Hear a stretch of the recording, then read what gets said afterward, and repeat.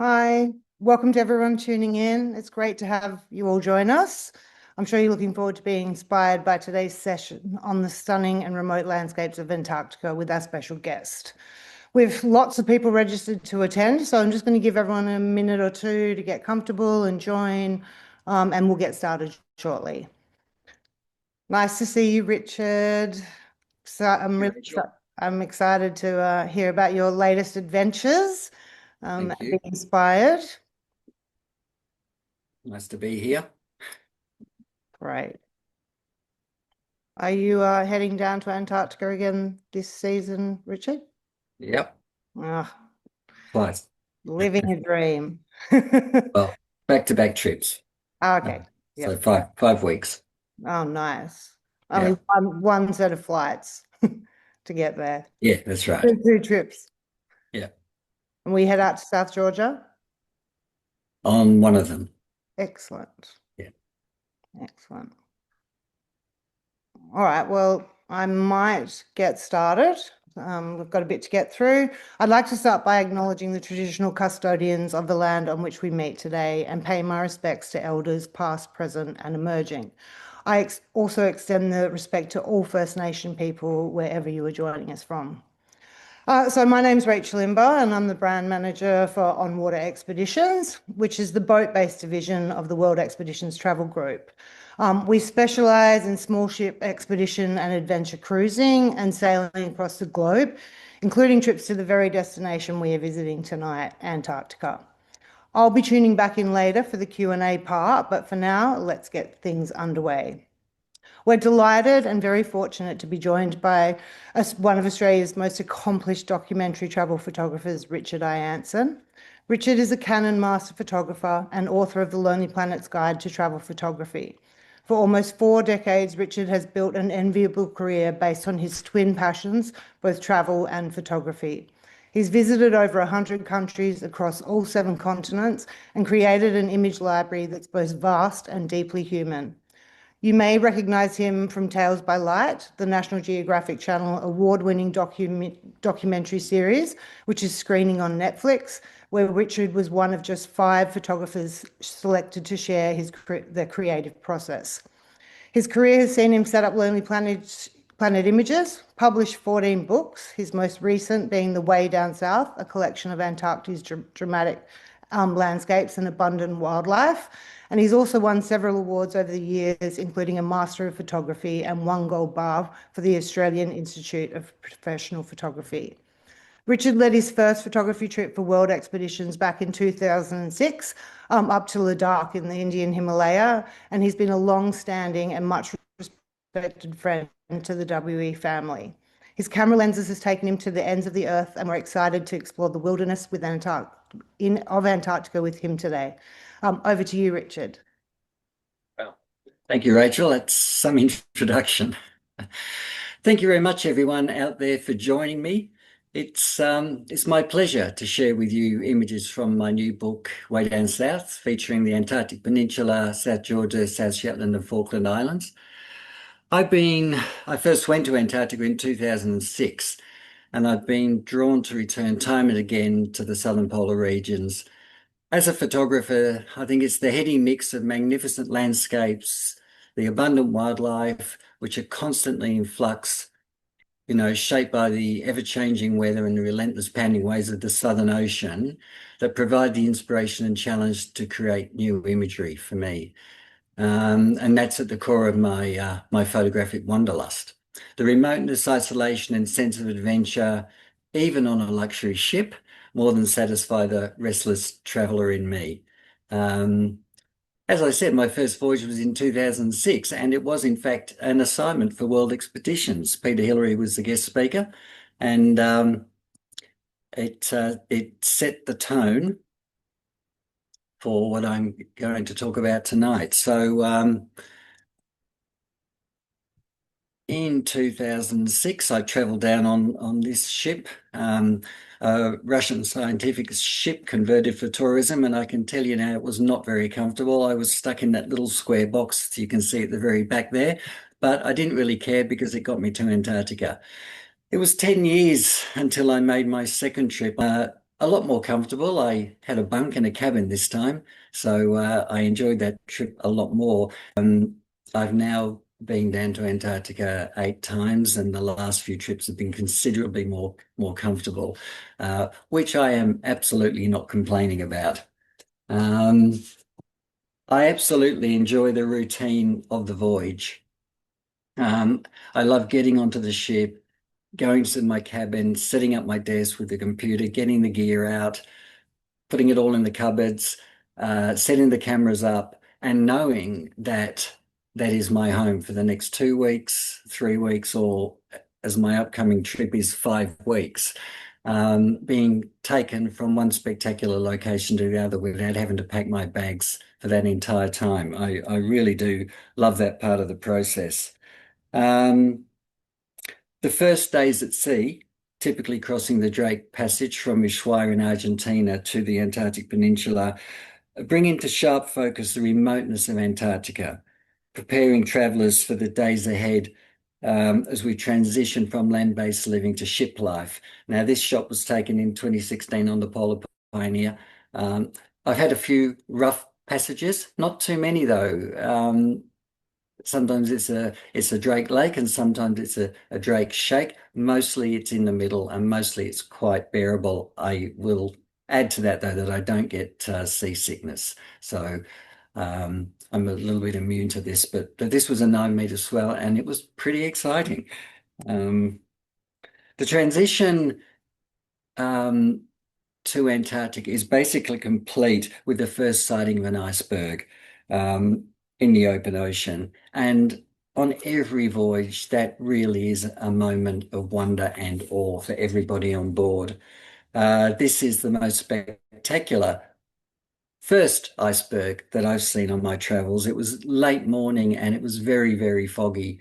I guess the ship captain picked it up on radar, so they headed over towards it. And as we got closer, you could see through the fog. And being on a small ship, they were able to circle around it 2 or 3 times, revealing its size and its detail. But it really, really is a magic moment. Photography in Antarctica is intense. On that first trip in 2006, I didn't sleep for 3 days and nights. I was partly so excited, but it was also in the middle of summer, so it really didn't get dark. Sunset around midnight, rose around 3, and it was just kind of grayish in the middle. And I was so scared of missing anything that we might come across that I had a couple of naps during the day, but I basically stayed up. And even now, I'm tending to travel early in the season or late in the season. So it's a little bit more civilized, not totally civilized. It's a bit more civilized in terms of there is some darkness, so I can look forward to some sleep each day. But once you've sailed the Drake Passage, there are very few daylight hours ahead when the scenery isn't spectacular, when the light and the weather aren't putting on a show, or Zodiacs aren't whisking you away to a shore landing or a Zodiac cruise around spectacular icebergs and wildlife activity. I do love the combination that you get in the polar regions, the pure landscape photography and pure wildlife photography. There is plenty of both on offer. People often ask about the difference between Antarctica and South Georgia, and very simplistically, I tend to think of Antarctica as ice and landscapes, and I think of South Georgia as wildlife. But the reality is both have ice, both have incredible landscapes, and both have incredible wildlife. So it is, in fact, the combination of the two that I'm constantly looking for, where penguins are included in the landscape, sort of like environmental portraits, and where you can include the wildlife in its setting. Certainly makes for great photography, and it's just a pleasure to be able to photograph both genres sort of all the time. Now, I'm going to answer a question that I'm always asked, so I'm going to get in early with the gear answer. You can see on the screen, this is the gear I take. So two camera bodies that are identical and in 4 zoom lenses. For me, that is the perfect setup because I am constantly switching between wide angle compositions and telephoto compositions. It's particularly advantageous having the two bodies and not requiring or not needing to change lenses, particularly when you're photographing in Zodiacs where there's splash water about, or if it's raining, snowing, if it's windy, when changing lenses can be difficult, and I wouldn't advise it.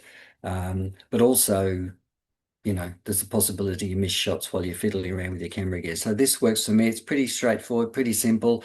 Typically, the picture that you can see of me here is my standard setup in a Zodiac. It's the 16 to 35 mm wide angle on one camera and the 70 to 200 on the other camera. And then I'll switch to the longer lens on land if I'm particularly pursuing wildlife. The cameras are never put away on the ship. It's one of the things I like about it, as I said earlier, setting up the room. They're never put away, that they stay on in the bag, in an open bag on the floor, because stuff happens all the time. This is a classic example. You think you're going across the open sea and you look out and there's nothing there, then you look out again 10 minutes later and you can see an iceberg coming, and that iceberg gets closer and closer, and then it's upon you, and incredibly, in this case, there were some penguins on it. So the idea of having to get the camera out of a bag, turn it on, make sure the right lens is on, the shot would be missed. You actually go past these icebergs quite quickly when the ship is sort of, full steam ahead. So the cameras are there. If I go up to the observation deck, even if there's nothing particularly happening, they always come with me. It's a split second when you hear the rumble of ice crashing into the sea, from hearing it to getting the shot, or hearing it to when it actually sort of is all over. So yeah, as I said at the beginning, it's intense. It's pretty well non-stop. My days do start early, even earlier and late in the season. So just to give you a couple of examples, always get up in the dark, about half an hour before sunrise, so that I'm up and about for first light. So this was taken in early November at 4 a.m.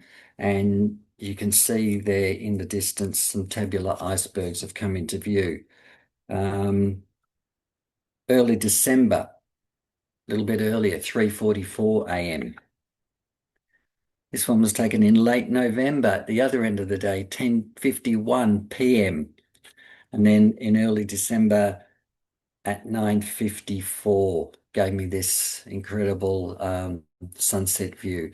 To get these colors in Antarctica, you really do have to be up early and you have to stay out late. And, there's plenty of fun. Just to put that in perspective, while I was taking that photo, there was a party going on board. Everyone had silly hats on.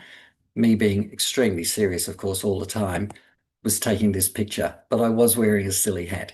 So basically, when I'm on the ship, I'm always on unless I'm actually asleep. And the reality is, I absolutely love that. So it's really only on the open sea days where there's a sort of a real break.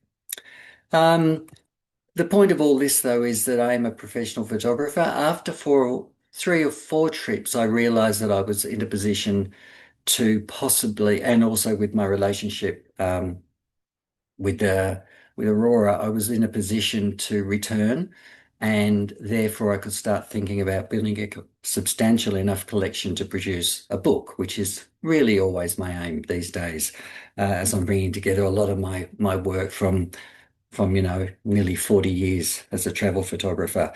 But building a collection of anything or anywhere just takes time. So once I'd done those 3 or 4 trips and realized that I had the basis, it meant that I could contemplate the idea of a book.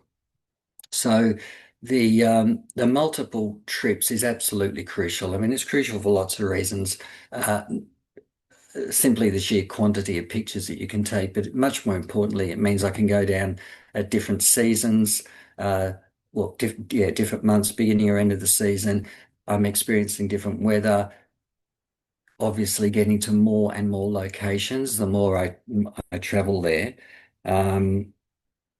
And it just takes time, you just have to put the time and the effort in.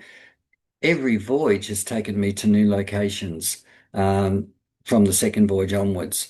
And I've had the chance to revisit some favourite locations, but no repeat visit is ever the same anyway. And that basically goes from day to day, let alone week to week, month to month, and then year to year.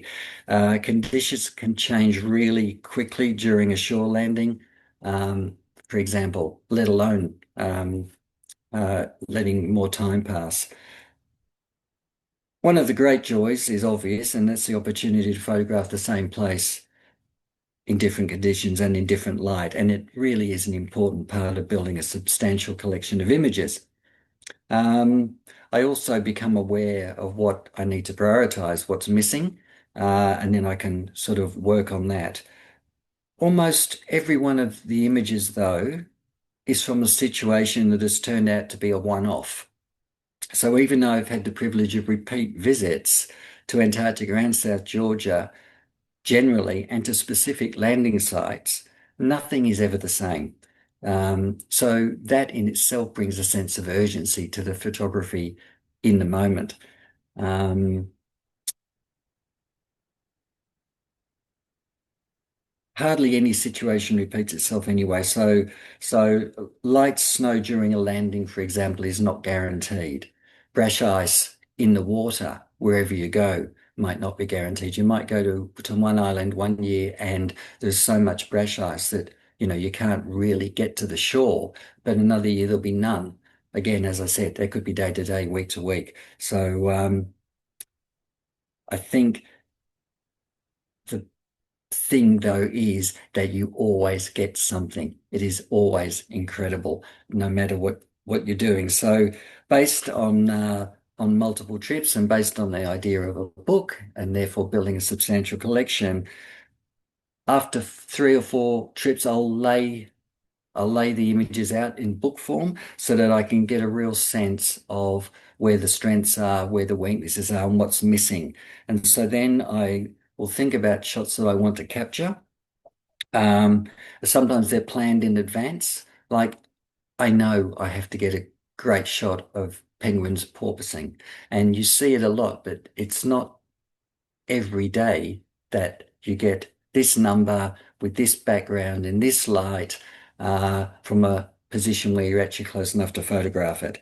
Um, Sometimes they're they're planned ahead. On South Georgia, you often see the penguins preening themselves, and individuals preening. They're always preening.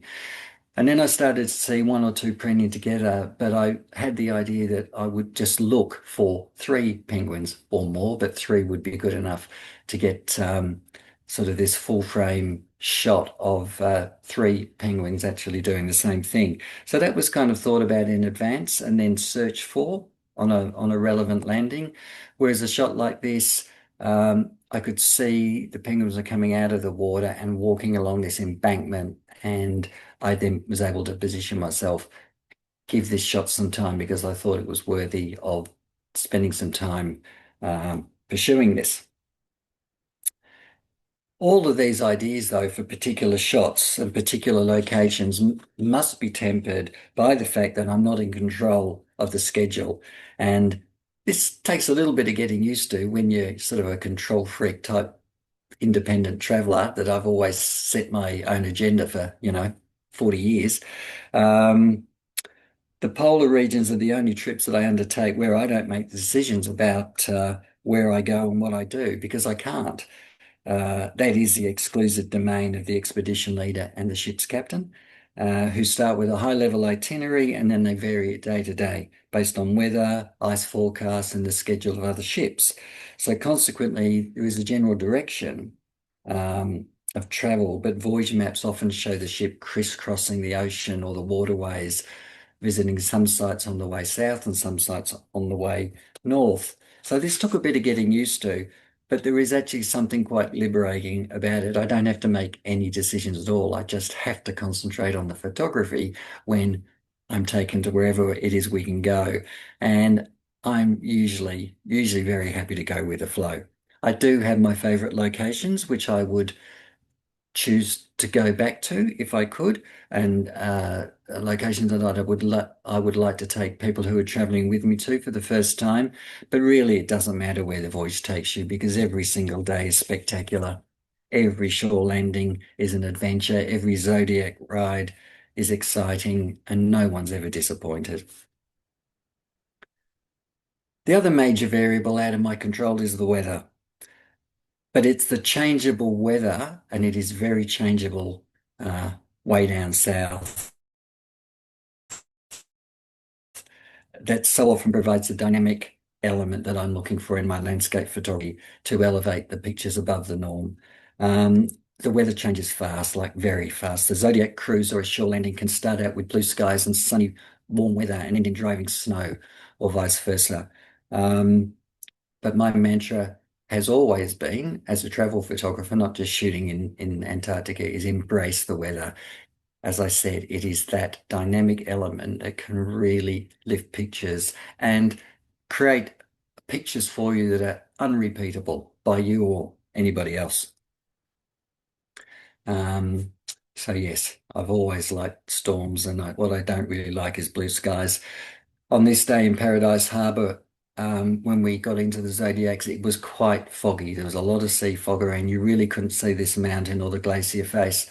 But within 20 minutes, the clouds started to rise, the fog started to rise, and it cleared, and you get this transition period, which is really interesting, very photogenic, and that is the time when I would just shoot madly. And if I had any control of where the Zodiac is, that's when I'd be asking to get me to certain places. Um, yes, same place, different day, but and different conditions, different ice conditions. One of the things down there is it can be windy. It can be very windy, and I kept wondering how I could, photograph the wind. So this was my attempt at it. It's basically incredibly gale force winds coming off icebergs and blowing the snow and the sleet about. So it was kind of fun. Um, this is the kind of weather I really like. So it doesn't snow all the time, but snow adds a really interesting element to pictures, and um, very painterly aspect quite often. But if it's snowing and we get into Zodiacs and head out through a sea of brushless like this, then I am probably at my absolute happiest.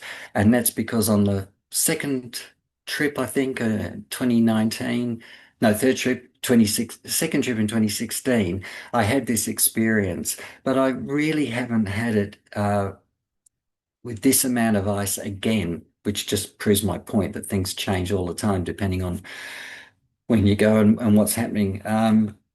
But yes, if I could choose, I would choose softly falling snow, a sea full of brash ice like this, and you're in a situation, as long as you need to be able to see the icebergs, but when you can, um, and you're shooting, you can end up with images like this, just beautiful low contrast light, intense colors, which pick up the variation in the colors in the ice, and snow in the air.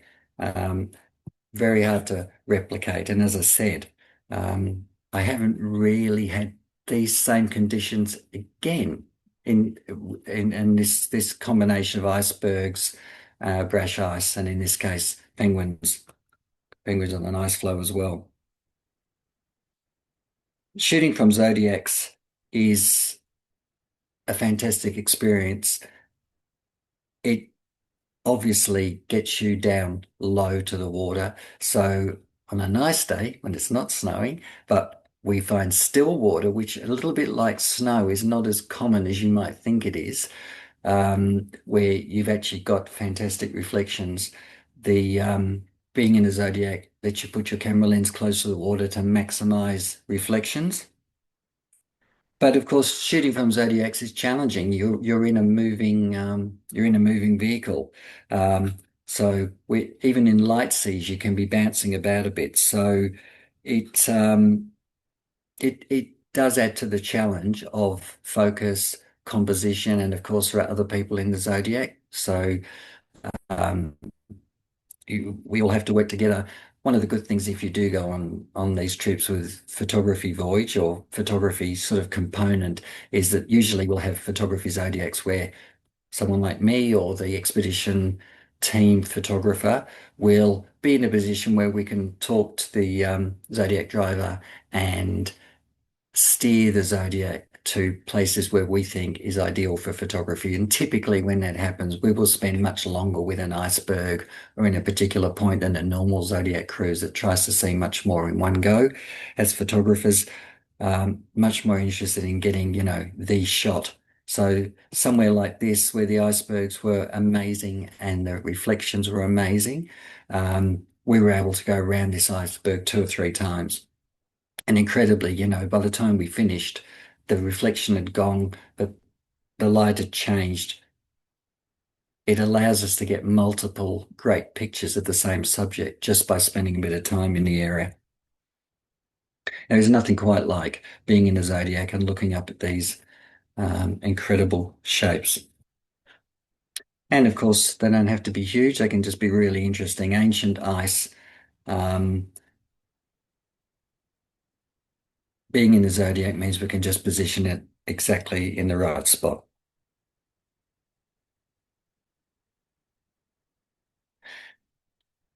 And of course, if there are whales about, the absolute best place to see them, unless you're a snorkeler or a diver, is from a Zodiac. Uh, I didn't travel to Antarctica until my last couple of trips, in fact, where I chose to go later in the season, February and March, which provides a much greater chance of seeing whales, and been rewarded both times with incredible experiences where you can't find the whales and go up to them, but you can stop the Zodiac and they will come to you. They're incredibly inquisitive. And on both occasions, we had 3 whales circling the Zodiac and swimming under. This one surfaced. I could have leaned out and, given it a pat, which of course I never would, but it was that close. A few people got caught out because everyone had their long lenses on, trying to photograph the whale from the distance. But this is taken with 16mm as the whale came up to the Zodiac and then dived underneath it. Amazing experience. And to give you an idea of what it actually looks like, that's actually me on the right in my Zodiac. Someone else took this, and we've got a whale spy hopping, and I was able to get a pretty serious close-up of the barnacles on the whale. So that's a behind the scenes shot. Shooting, you don't have to be in a Zodiac, of course. You don't. The Zodiac rides are only part of the experience. I take an awful lot of pictures from the ship. We're constantly in incredible scenery. And of course, first thing in the morning or late at night, the ship is either stationary in a place of incredible scenic value, or it's slowly moving through. And a lot of pictures are taken on the ship. And what I love about it is you've got the multiple levels and you've got 360 degrees. So, I end up running around up and down stairs, particularly when the light's great or when the scenery is particularly spectacular.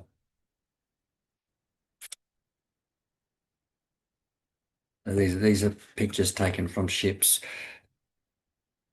Sometimes you do get time to think.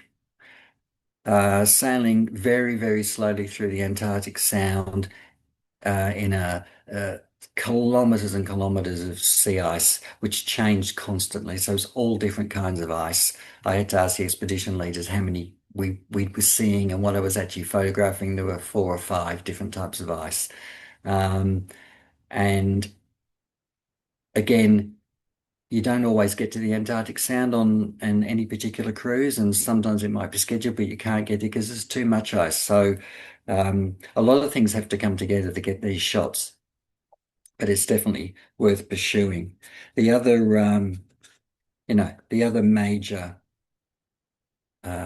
subject is the wildlife.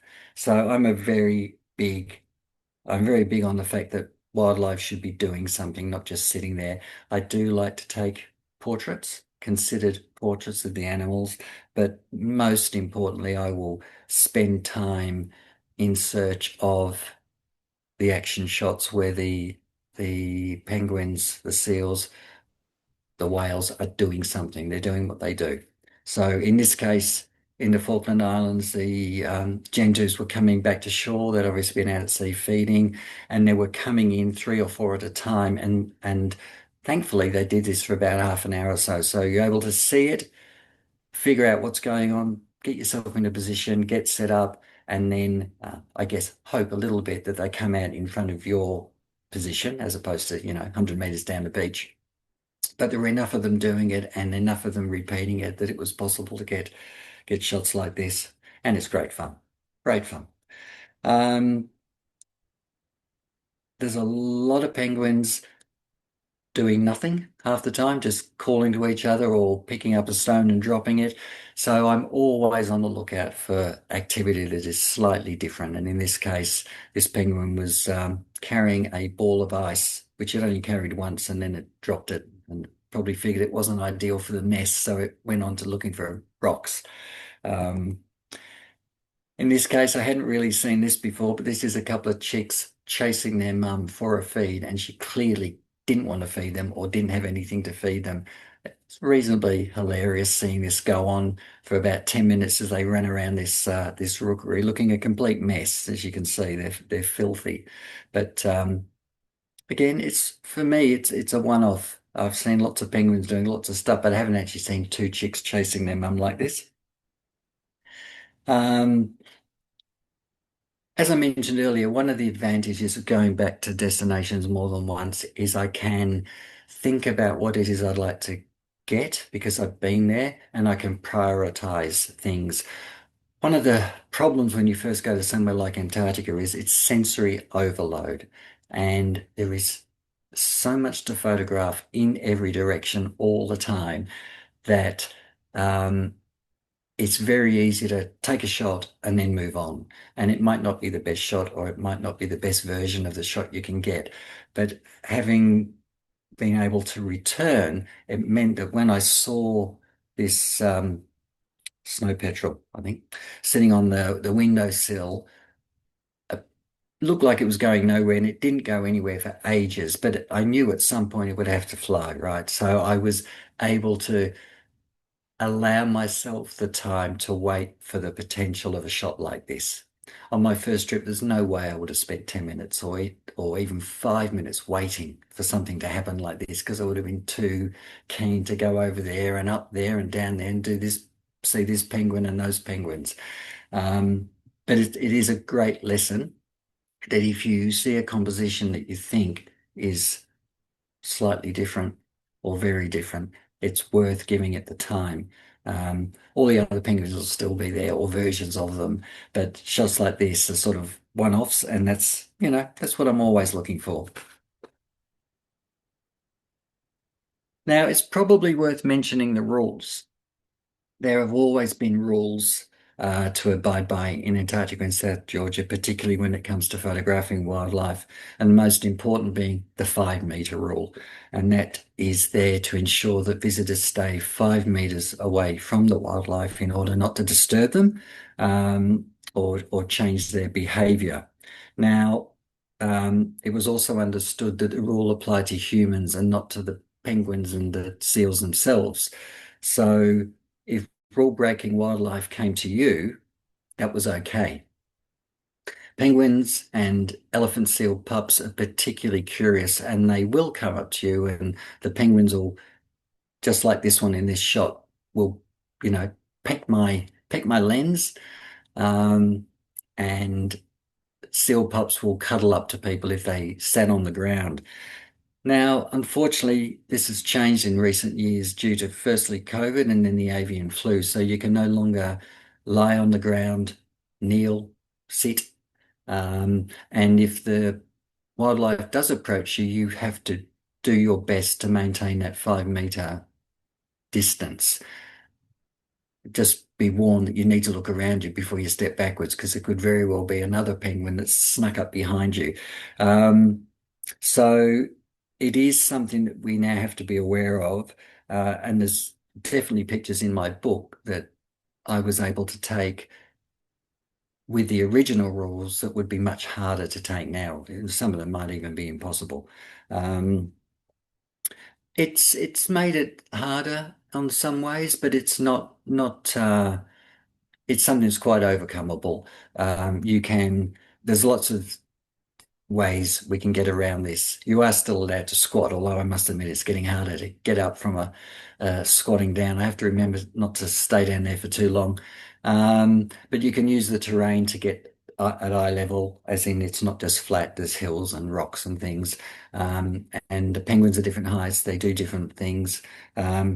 It's an issue, but it's not insurmountable. Um, but it's worth knowing because then you can plan for it.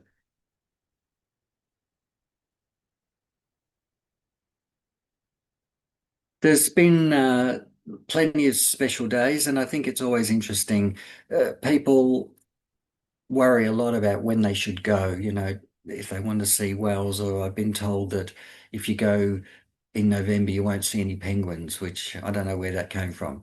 But this is an example. We pulled up at this is Nico Harbour on the Antarctic Peninsula, and when the ship anchored in the place where we were going to launch from in the afternoon for the Zodiac cruises and the shore landing, there were no penguins. We looked at the hill, we looked at the beach, there were no penguins in sight.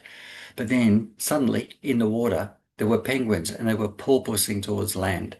By the time we left, about 5 hours later, there were, I don't know, 2 or 3 thousand penguins had turned up. So we were there on the very day that they'd come back to establish their rookery for the season.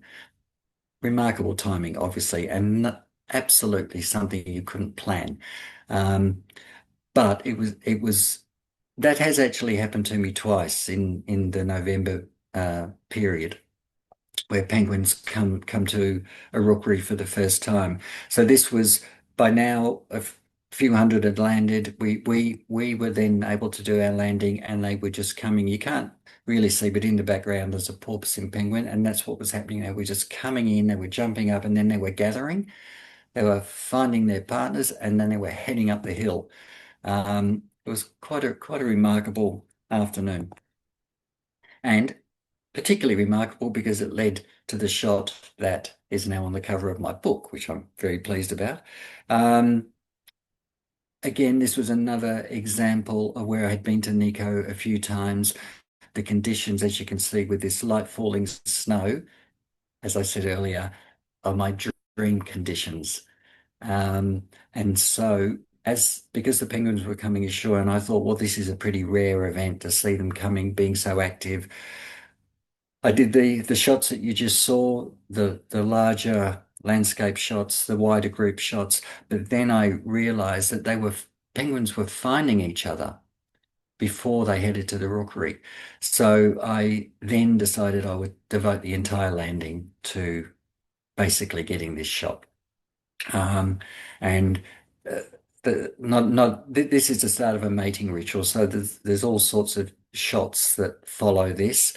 Uh, but it gave me time to think, to decide that I just wanted a pair to isolate the background. That's a glacier in the background, and it was a pretty special day. And again, I just know that these pictures came about because I'd had time to look at what I'd done in the past. I had an understanding that when you get these conditions, it's pretty special, and that I could just flit around, running from one sort of area to the other. But because I've been able to do this a bit, I was able to prioritize it and know that it was special then and there, and not when I got home when it would be too late.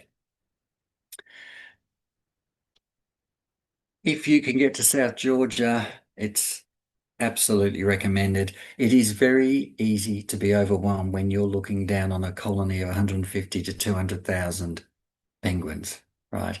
And this is Salisbury Plain in South Georgia, where there is a small hillock that you can climb up and look down on the colony. It's sort of, one of those classic shots. If you've got to go there, you've got to make the effort to get around to the back and then up onto the hill.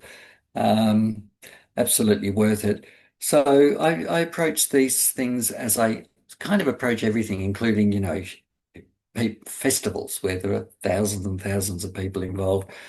I will aim to get an overview like this, and then I'll aim to get closer and pick out in, smaller groups or individuals, and then ultimately get really close so that you're telling this story of the entire place. It's not just a one-shot photograph of 200,000 penguins on the beach. That's a classic shot. But I'm always thinking about the story, and I'm thinking about building a collection so that it's comprehensive. And it goes back to this prioritizing and having a fairly clear idea of what's possible and what it is you could need to achieve in the 2 hours that you've got, or the 3 or the 4, whatever the landing time is. And then just quickly, I'll finish on another great day. South Georgia, we went ashore and it was a sunny day from memory. It was clear. The beach was packed with penguins and seals. Towards the end of the session, which was a long landing, I think it was around 4 hours, it became overcast and there was a chance of snow. And then as I was walking back to the pickup place for the Zodiacs, it actually started to snow. And I couldn't believe it. I'd been there for 4 hours and it only just started when I had to go. But anyway, this was kind of the scene. And I was the last. I dawdled until Howard Whelan, the leader who happens to have written the essay in this book, was there. He picked up the rest of the expedition team and he yelled at me to get in the Zodiac now. So I did. I jumped in, but as he turned it and pulled away, I was able to take this shot just looking back as the snow fell on this huddle of king penguins. And as I've said all along, so many of the shots are one-offs, and I've always been really pleased with that because of that circumstance. I would have loved another hour on the beach. I would have loved to have stopped the Zodiac and had more opportunity to look at different options of this setting, but I didn't. So, I have to be happy with what I got. So that is a flying visit to the Southern Pole region. I hope you don't mind me giving my book a plug. It's still on the ship coming. It'll be in shops in Australia in mid-October. I had a pre-sale offer that finished yesterday. I've turned it back on. So if anyone is listening until 7 o'clock Australian Eastern Standard Time, there's a discount if you pre-order it for delivery in October. So that's on my website. And of course, if you want to join me in Antarctica, I'll be there in November 2026. All that will be on my website as well. So thank you very much for listening. And I'd be very happy to take some questions. Thanks, Richard. That was fantastic. Such beautiful wildlife imagery. I do love the effect that the snow has on the pictures that you captured. It's beautiful. Um, I'll start reading out a couple of questions, and Rachel, if you feel the need to chime in, a couple of them about seasonal best seasons to head to Antarctica, just feel free to chime in.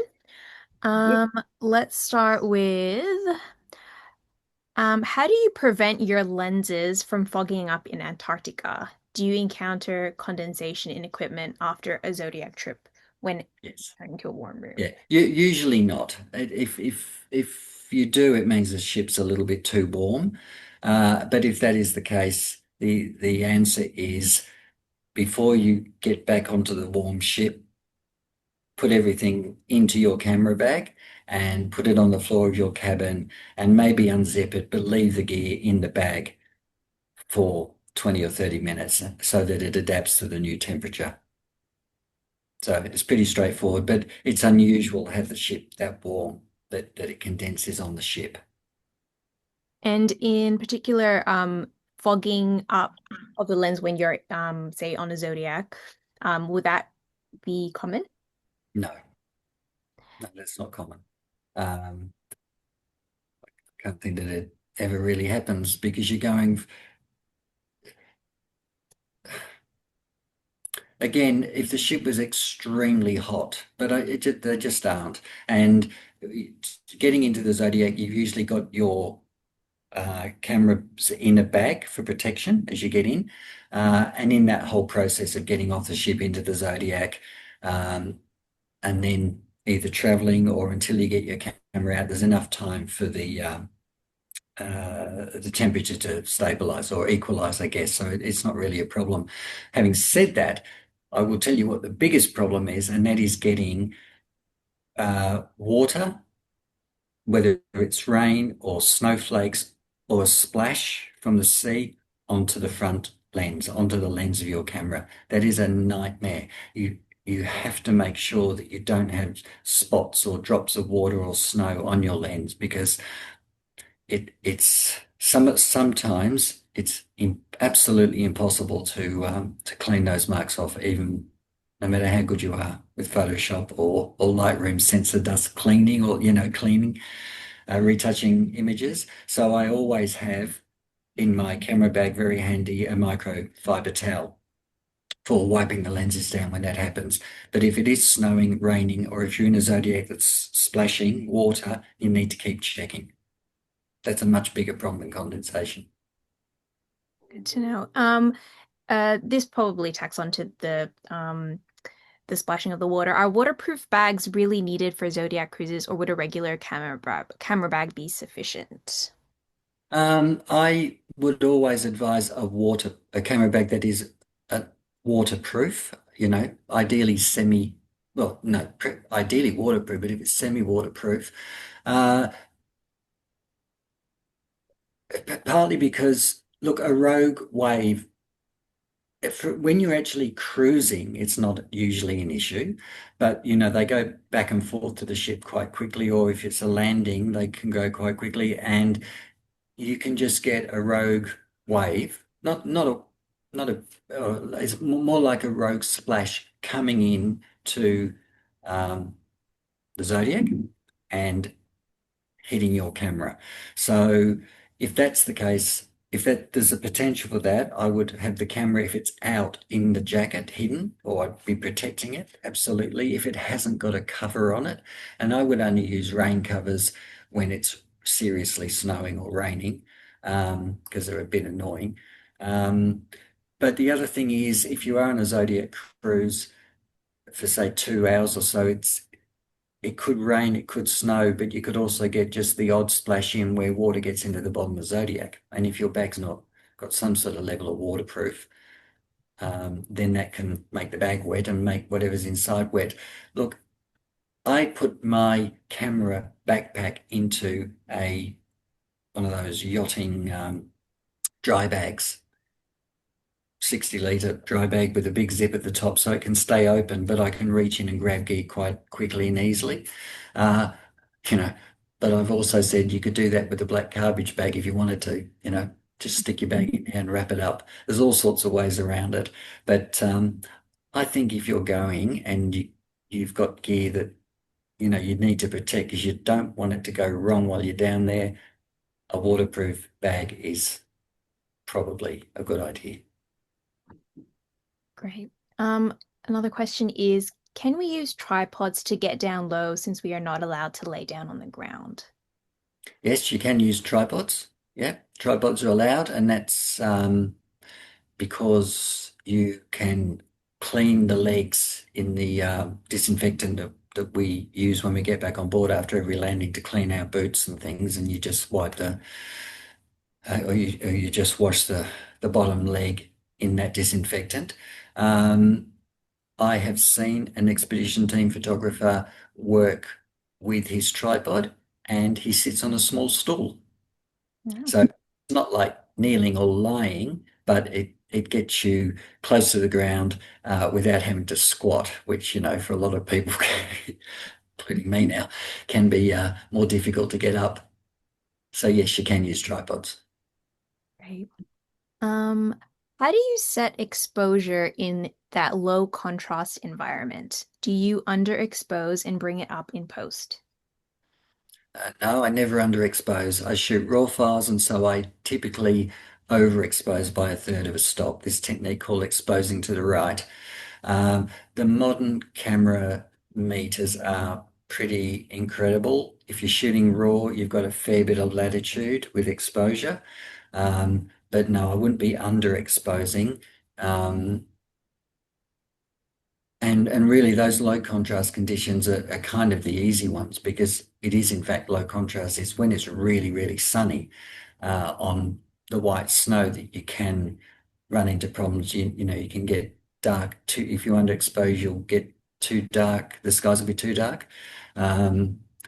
So that's the answer. I really don't mess around much with exposure compensation because I shoot raw, expose a third over, and generally the files are absolutely fine. Beautiful.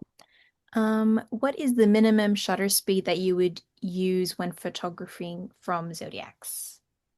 Um, if you're moving, um, I would aim for a 500th of a second. If you're trying to photograph things while the Zodiac is actually moving. If the Zodiac stops and you're just sort of bobbing around looking at an iceberg, then you could drop it down to say 250th of a second.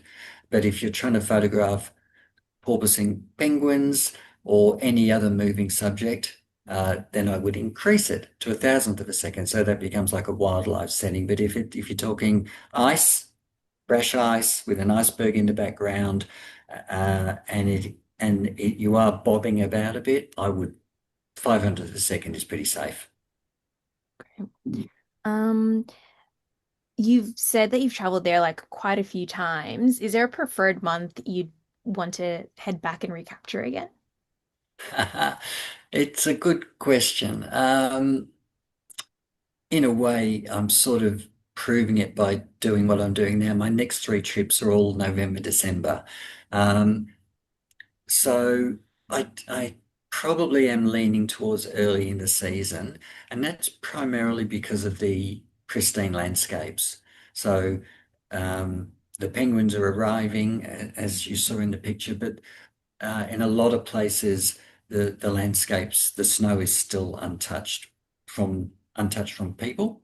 You know, if you go November, you can often be the first ship to land at a landing site. And, you know, I've been there where the expedition team have had to kind of dig steps into the snow so we can land and then walk up onto the beach or whatever, or the area behind the beach. But there isn't a best time. I mean, that's the thing. You're not going to get those kind of intimate whale sightings early in the season. You're going to get them in February, March. And then so many of the other variables that people worry about when they're trying to plan a trip, like how much ice there is, whether you're going to get good sunsets or not colourful sunsets. You get all of those things all of the time. The wildlife behaviour is going to be different every week, basically, particularly month to month. So I guess you could do some research if you wanted to see penguin chicks. There might be a better time to go, but I am leaning towards the more pristine environment and lack of human activity before I get there. Can I just add to that I think the thing is prioritizing what you hope to see, and then speaking to one of our staff about what your purposes are. We could probably point you into the best month because everything is variable based on what you're hoping to get the most out of. Obviously, like Richard said, if you're hoping for whales later in the season, if you want to see a lot of brash ice and sea ice earlier in the season. So it's really, I guess, picking what your focus is, and then helping decide what's the best time for that. Someone Yeah. has asked, is there recommended minimal days for visiting Falkland Island and South Georgia? Minimum. Again, a little bit like what Rachel just said, it depends on your goals.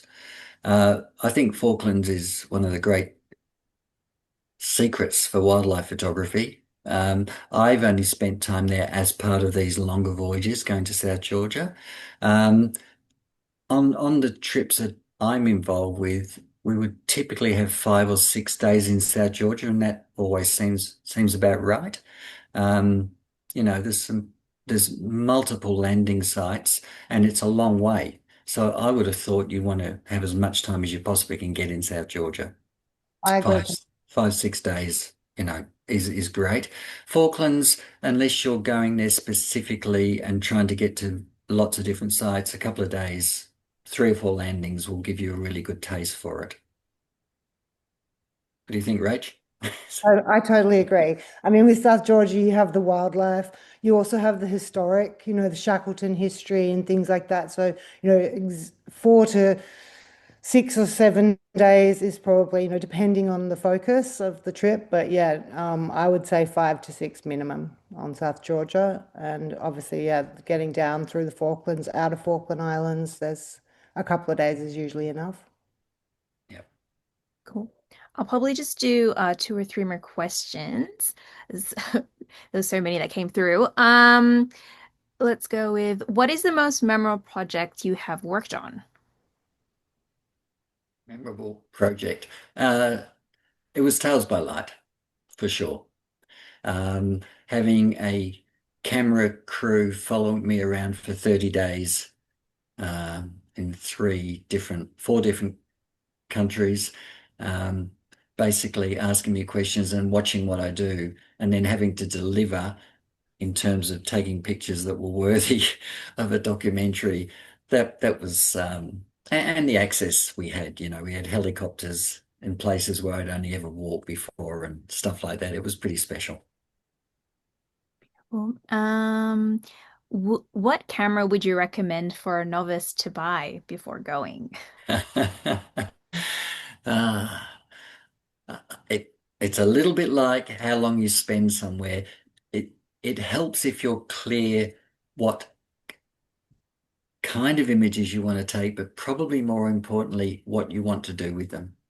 So if you have ambitions to exhibit or publish a book, then you should just buy the most expensive camera and the most expensive lenses you can, particularly if you're thinking of producing large prints.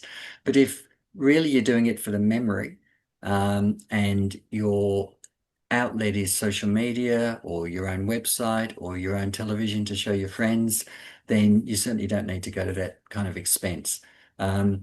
What I can tell you is that a lot of people who travel with me are buying, uh, well, they're all buying now mirrorless cameras. And I really only know the Canon brand, I'm sorry, but whatever the equivalent is in Sony and Nikon and Olympus, it's the R6 or the R5. So there's quite a price difference between the two, but everyone who travels with me who's got one of those or their equivalent seem to be very happy. And then I think it's the lens. Your lenses are important. You'll need a wider angle lens for landscapes, but you need at least a 400 mm lens so that you can get those close-ups of penguins. Does that Some help? Hope that helps. um what's your take on say potentially using GoPro or an iPhone successfully? Um, the people who use who use iPhones and GoPros mostly on the trips that I've been on are people who are kayaking and or snorkeling, where they don't want to have big cameras in the kayak, and obviously they're not taking, well, they're not, they could take them underwater, but they're not, so they're using GoPros. Um, Go, I think GoPros for general Antarctica wildlife and landscape photography isn't particularly appropriate. Uh, but there are plenty of people who very happily use their iPhones. Um, my advice there is, and in fact, probably the most popular lecture on the ships that the expedition photographer gives is the lecture on how to make the most of your iPhone. And there's plenty of tricks that you can use to get the best out of them. Plenty of people only take their iPhone. My recommendation is that whatever you do, you have a lanyard thing or a strap around your neck so you're not just holding it in your hand in the Zodiac. Please have it strapped around your neck. Yeah, if you like your phone, put it on a strap. Yeah. But I did see that come up in the question, so it's good to answer that, there will be someone giving a briefing on how to use your iPhone camera, usually on the expeditions. Yeah. Um let's Oh, it's already 7 o'clock. Let's wrap it up. I'll do one last question. What is the greatest challenge to photographing in Antarctica? Um, I think the way to be successful is to make sure that you have your technique, your camera technique under control so that you're not, so that you understand the technical aspects of photography, particularly exposure. So, that question, what shutter speed should I be using in a Zodiac? You want to be able to answer all of those questions that come up. So what should I be doing with wildlife? What should I be doing in a moving Zodiac? What should I be doing from the top deck of the ship when it's stationary? You want to have the technical stuff which you can learn under control. ISO, shutter speed, aperture. Okay, this is assuming that you want to take your photography to the next level, I guess, that you want to make the absolute most. I have no problem with people turning up and putting their good camera on P for program or A for automatic if that makes their life easier and their journey happier. But if you're talking about serious photography and making the most of everything, then you want to get the technical stuff sorted so that you're not thinking about it, so that you can concentrate on composition and the light you're shooting in, right? And the subject there, because that's what really matters. The subject, the light, and the composition.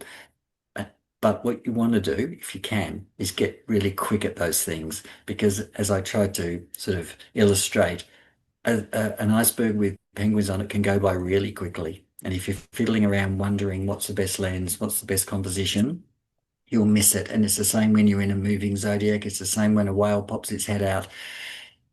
I think the challenge for everybody is to have the technical and the creative sides of photography sorted before you go down there. So yeah, practice.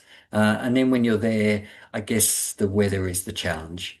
I love, as I said, the unstable weather, the changing weather because of the dynamic element it brings to the pictures. But when you're in a Zodiac and it's snowing and you've got a wide angle lens on and you're having to constantly wipe the front of the lens to stop having that problem I mentioned, I think that's probably when it gets really challenging. And if you haven't got the right gloves, if your fingers are cold or your toes are cold, that can really impede good photography. So, having the right gear helps. Fantastic. Got to make sure you've got gloves and everything then. Absolutely. Richard, thank you so much. That was so inspirational. I mean, your photos were incredible, but what I found so inspiring was the fact that you've been so many times and you still can find something new and something different in every trip, because that is what Antarctica is. It's just an ever-changing environment. So that was just really inspiring. Thanks so much. Thank you, Rachel. Thank you, everyone, for listening. Excellent. Thanks, everyone, for joining us. Take care.